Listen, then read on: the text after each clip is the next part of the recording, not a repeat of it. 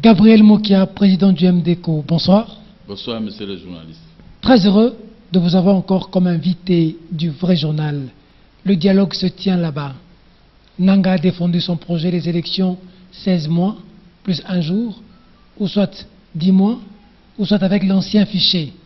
Selon les informations en notre possession, on pencherait plus pour 10 mois ou pour 16 mois, au-delà du délai constitutionnel.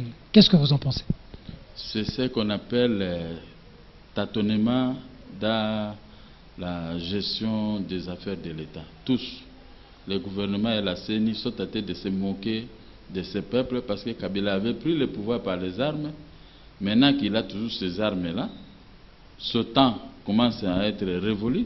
Maintenant, on veut donner des béquilles par tous ces gens, la CENI, le gouvernement, pour qu'ils puissent se démérer et détruire complètement le pays qui est à cet état aujourd'hui. Du moment où il le fait avec l'opposition dans un dialogue, l'opposition avalise ça. Ce n'est pas l'opposition qui gère. Moi, je me tiens à la Constitution. Je laisse et l'opposition et la majorité de côté. Je parle à celui qui a reçu mandat. Ce n'est pas tout le monde qui avait reçu mandat. Pendant ce moment qu'il a violé la Constitution, les 19, si on constate que M. Kabila n'a pas pu, le président de la République n'a pas pu organiser les élections, le gouvernement Matata doit écrire une lettre. S'ils ne savent pas écrire, qu'ils viennent chez moi, je vais leur dicter la formule à écrire à la Cour constitutionnelle. Pour dégager, décanter la situation, la Cour constitutionnelle doit proclamer par l'article 76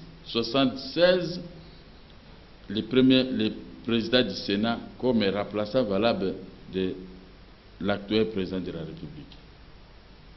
J'écris qu'en allant au dialogue, c'est ça qu'ils vont aller débattre. Mais apparemment, visiblement, ce n'est pas ce qui se passe. Maintenant, on est allé, les opinions pour aller au-delà de la Constitution. Et même quand on va faire ces élections en 10 mois ou en 16 mois, on va commencer par les locales. Hein? Ce sont des flatteurs tous. Moi, je vous ramène dans ce que moi je connais. Si j'étais parti là-bas, c'est ce que j'allais dire. Mais vous avez des délégués là-bas? J'ai des délégués, moi-même aussi, mon nom est là. Je peux aller même aujourd'hui aller entrer là-bas. Allez entrer alors, allez défendre. Je termine en ce qui concerne les élections. Dès que le chef de l'État intérimaire qui va arriver par la magie de la Cour constitutionnelle, ce qui est légal, son objectif c'est d'organiser les élections. À ce moment, il doit faire partie de tous les Nangas, tous ceux qui sont là-bas, les mafiataires qui sont à la CENI. On doit nommer de nouvelles têtes à la CENI avec comme mission de trouver ceux qui vont faire le toilettage des fichiers électoraux comme j'avais demandé en 2014, 2015. On ne m'a pas suivi. Après le toilettage, on va trouver des kits, on va préparer les scénarios, comment organiser les élections. Ça que le président du Sénat puisse encore se représenter parce qu'il y aura un timing qu'on va lui donner, un délai. Tu vas faire les élections à telle date, à telle date, à telle date. Mais maintenant, les délégués qui vont tout droit, il faut un accord politique. Un accord politique signifie quoi? Former un gouvernement, même s'ils veulent se justifier, nous avons tous sur les bas de l'école. On doit former un gouvernement d'union nationale. Kabila va rester toujours président de la République avec sa majorité. On met un premier ministre issu de l'opposition. L'opposition Caméré et Jean-Lucien Boussa, ministre de budget, qui est avec vous. Il n'y a pas de problème, mais moi je dis, je suis avec Jean-Lucien Boussa. Mais dans les affaires de l'État, ça ne pousse pas un frère et un ami, un père ou une maman qui vous ont mis au monde. Non, ça ce sont les affaires de l'État. On doit rendre compte à notre population. C'est comme ça, si je gère les affaires de l'État, le seul patron que j'aurai, c'est le peuple. Oui, mais le schéma que vous dites, ce n'est pas le schéma qui se présente. Par rapport aux informations de notre possession, les discussions sont bon train. Il y aura une transition, un gouvernement d'union nationale. Kabila va être président avec le ministre et un premier ministre de l'opposition. On réfléchit même sur la probable possibilité de changer l'Assemblée nationale et le Sénat, qu'on puisse désigner des gens comme c'était à Sun City. Après Sun City, nous rentrons en 2001-2002, Gabriel Mokia. C'est que les populations, tout le monde a peur de Kabila. C'est ce que je peux conclure. Tout le monde a peur de Kabila. Il peut faire tout ce que bon lui semble. Il peut même vendre le Congo. Donc il faut toujours accepter. Comme ils ont vendu les maisons de la Banque centrale, ils ont vendu les maisons de la présidence de la République, ils sont en train de vendre les lacs, on va comment on appelle ça, les pétroles dans notre pays, on va tout, même les parcs, on va tout vendre. Donc personne ne peut contrôler personne. Mais Mobutu avait laissé tous les biens de la République intacts. Donc, et ils sont venus avec la rébellion pour tout vendre et partir avec cet argent. Mais j'ai dit à ces gens-là, souvenez-vous de Kadhafi. 500 milliards de dollars qu'il avait gardés dans des banques. On lui a provoqué Niger, on l'a tué. Ils ont restitué que 5 milliards de dollars suivis d'une rébellion pour avaler tout cet argent-là. Et le reste, c'est qui va réclamer? Piller un pays, là où tu vas mettre tout cet argent-là, la communauté internationale amoureuse d'argent va te poursuivre. Mais ici, nous ne voulons pas qu'on arrive à cet état. Les délégués à ces forums doivent se saisir de ce que moi j'ai dit. Si la majorité les complique, tous ils n'ont qu'à quitter. Si Kamer va rester seul là-bas, il n'a qu'à rester. Tous, c'est ce que je veux dire, ils n'ont qu'à quitter. Vous êtes en train de dire à Jean-Lucien Boussa. À tout ce monde-là, ils n'ont qu'à quitter et laisser et même faire ce que bon, les gens m'appellent. Nous allons formater notre coup avec l'article 64, nous allons chasser tous ces gens. Et là, le peuple aura le courage. Et même ces délégués seront des héros. Parce que je ne peux pas imaginer qu'une loi fondamentale que nous appelons Constitution puisse être dénaturée par un groupe de gens qui ont peur de M. Kabila. Ce n'est pas possible. M. Kabila a échoué sur le plan économique, social, sécuritaire. Bon, qu'est-ce qu'on peut tirer encore comme leçon à un tel homme? Si ce n'est que des arrestations, des tueries, des menaces, des rafles de biens qui refusent de restituer aux autres. Mais est-ce que réellement on ne peut pas raisonner? Laissons tout ce que j'ai dit. Alors dans la vraie hypothèse que je fais les études, je dois respecter un livre des droits, d'où j'ai appris les droits. J'ai appris le respect des lois. La Constitution, c'est une loi. Quel que soit mon bagage intellectuel. Mais quand je me retrouve devant la Constitution qui est votée et promulguée et passée par voie de référendum par notre peuple, violer la Constitution, c'est-à-dire que comme si on a violé une femme. C'est la même chose. Si on veut violer la Constitution par la magie de nos amis qui sont au Mongalema, c'est-à-dire que tous ils ont violé les femmes, ils ont subi la même infraction. On ne peut pas violer la Constitution en consacrant encore le pèlerinage d'un pouvoir finissant, d'un pouvoir qui a montré ses limites, qui est un pouvoir qui a caché l'argent pour ne pas organiser les élections dans les délais conférés par la Constitution. Voilà là où, moi, je suis, je ne peux pas changer mon discours, je l'ai toujours dit depuis des années.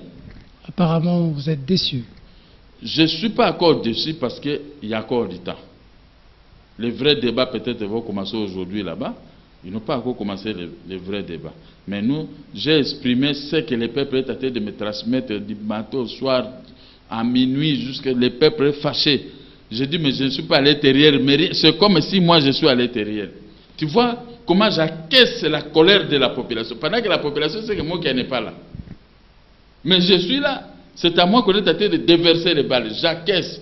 Je dois acquiescer parce que je suis aussi un représentant de la population, même si je ne suis pas encore voté.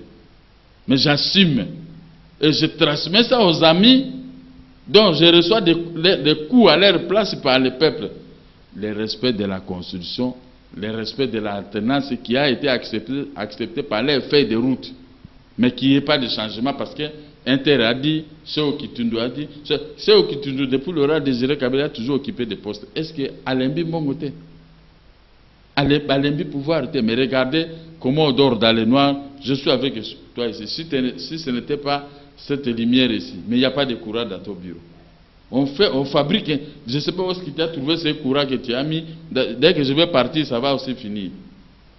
Est-ce qu'on peut accepter que les Cheikh Kitundu occupent toujours des postes pendant qu'ils ont montré leurs limites dans la mauvaise gestion? Ce n'est pas possible. Kamer dit l'heure n'est pas au jugement mais aux solutions. Il faut voir la réalité en face et lever des options. Là, il est en train de se faire enterrer vivant. Si Kamer ne veut pas suivre ce que la population dit, ce que nous sommes en train de dire, il se fait enterrer vivant, il sera haï par tout le monde. Il ne faut pas accepter dans une ville où tu habites, tu sois haï par la population. ta vie sera en danger, tu seras obligé de rester seul, sa femme, prendre quelques policiers pour te garder, mais tu vas aller avec les policiers dans les bars, dans les stades, partout où tu veux te promener avec des policiers. Un homme doit être libre comme nous, on se promène comme ça. Ça garde des corps, ça quoi, puisque je n'ai pas de... Je ne me reproche de rien. J'arrive là où il y a beaucoup de gens, je m'arrête, je fais un discours, les gens viennent, on m'attaque, j'attaque, je me défends, on parle, et puis allez, je pars. Voilà un homme libre. Mais un homme qui va vendre tout un pays, c'est un homme qui est condamné à vivre dans la clandestinité. Ce n'est pas bien, messieurs les journalistes, ce n'est pas bien. Je dis, il faut respecter l'esprit et la lettre de la Constitution. On ne peut pas dérailler la Constitution pour embrasser le diable. Vous donnez raison à Tshisekedi maintenant? Je ne donne pas seulement... Moi, je ne raisonne pas à la place de Tshisekedi. Tshisekedi, il est Tshisekedi d'un parti politique. Moi qui est un parti politique. Bien que ces gens continuent à nous injurier, mais je vais dire seulement au groupe de Tshisekedi, nous respectons Tshisekedi. Si nous tous, nous pouvons mettre nos gens à la disposition de la presse pour injurer Tshisekedi, ça ne sera pas gai. Je crois que le vieux m'a écouté, il va donner l'ordre à ces petits rossignons de cesser les injures contre nous. Parce que personne n'a le monopole des injures. Moi, si je vais me mettre tous les jours dans les télévisions pour injurer, mais ça va barder ici à Kinshasa. Puisque vous avez vendu le pays, vous êtes en train de vendre le pays des traîtres là-bas à la cité de l'île. Mais moi, je suis là avec vous. À cette heure-ci, le débat est à terre, c'est passé où ça? Au Mongaliema. Mais moi, je suis à Kassavou ici avec toi. Vous m'avez vu quelque part. Vous vendez. Est-ce que tout le monde a le monopole de vendre? Mais Kodjo lui-même, il a dénoncé ceux qui ont fait des accords secrets avec. Mais nous, comme on sait qu'on ne connaît pas les tenants et aboutissants, on ne fait pas de commentaires à ce sujet.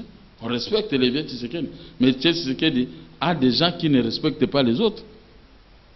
Respecte-toi, le monde aussi va te respecter. Dernière question, comment vous entrevoyez l'avenir? On va droit vers le chaos? Ou est-ce que vous êtes optimiste que de ce dialogue-là, on va avoir le respect de la Constitution, quand même que visiblement c'est utopique? C'est mon souci. Vous avez touché un point sensible. Dans ce dialogue-là, il y aura respect de la Constitution. C'est là où je suis. Au cas où il n'y en a pas, les élections c'est en 10 mois, on dit par exemple c'est en 2017. Tous ces gens-là seront déclarés comme des gens non grata ici au Congo. Ils seront déclarés comme ça. D'ailleurs, je serai le premier à déclarer. Parce que ces pays s'est recollé en Afrique du Sud, 2002-2003. Il y avait des républiquettes dans ces pays. Ceux qui ont fait du travail des titans en Afrique du Sud, ils sont encore vivants. Mais Kabila, venir détruire tout un travail en Afrique du Sud pour que l'Est de la République démocratique soit vendu tel que nous sommes en train de voir aujourd'hui. Kagame et Museveni, ils ont pris l'Est, ils sont en train de faire l'implantation de Tutsi. Au vu aussi du gouvernement congolais qui est inerte et qui était capable de défendre la RDC sur ces points. Non, il faut le dialogue. J'avais dit, si côté Sekengo, moi je suis là, avec moi, même Kabila lui-même, il va avoir peur. Il ne fera rien. Avec moi, Kagame et Museveni vont avoir, maintenant j'utilise au pluriel, les deux vont avoir peur de pénétrer gratuitement à RDC pour commettre les exactions. Mais je suis là. Pourquoi le peuple ne peut pas m'essayer? Parce que tous ceux qui œuvrent, sont en train d'œuvrer dans ce dialogue, personne n'a la capacité de se battre avec Kagame ou Museveni. Tous, la plupart, sont lieutenants. C'est pas possible, le peuple.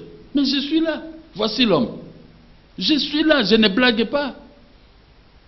Au lieu de tripoter la Constitution, mais ce Kabila doit se retirer calmement. S'il ne le fait pas? Ah, mais lui-même, il s'expose. Il s'expose à quoi? Il s'expose.